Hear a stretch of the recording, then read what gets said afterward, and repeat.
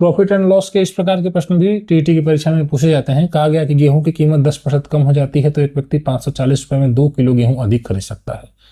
गेहूं का प्रति किलो प्रारंभिक मूल्य, मैं हमेशा 540 रुपए लेकर मार्केट जाता था गेहूं खरीदने। एक दिन मैं गया गेहूं खरीदने तो दुकानदार ने कहा कि दाम 10% कम हो गया है तो वो मुझको पैसा वापस करने लगेगा। मैंने कहा मत दो पैसा, मुझे उसी पैसे के बदले गेहूं दे दो।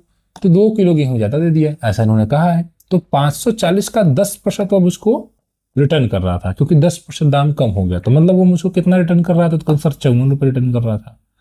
मैंने 54 रुपये लिए? नहीं लिए, मैंने 2 किलो गेहूं खरीद लिया। यानी कि मैंने 54 रुपये ना लेकर 2 किलो गेहूं खरीद लिया। तो 1 किलो गेहूं का क्रय मूल्य यहाँ पर यानी मुझे कितना पड़ा? 27 में। यानी आज के डेट में गेहूं 27 रुपए का है। ये पूछा है आपसे प्रारंभिक मूल्य, तो सर प्रारंभिक मूल्य जो आप पूछ रहे हैं वो 30 रुपए होगा। कैसे कैसे? मान लीजिए अगर प्रारंभिक मूल्य एक्स रहा होगा तो आज तो 10% दाम कम हो गया, तो 10% अगर कम होगा तो 9/10 हो जाएगा। मतलब 10% मतलब 10/100, तो 100 पर 10 की छूट तो 90/100 यानी 9/10। यानी कि पहले एक्स रहा होगा तो आज के डेट में 9/10 है, और यही बराबर है कितने के? 27 के, ऐसा कि उन्होंने कहा है। तो 9 से 27 कटेगा 3, एक्स बराबर हो जाएगा 30।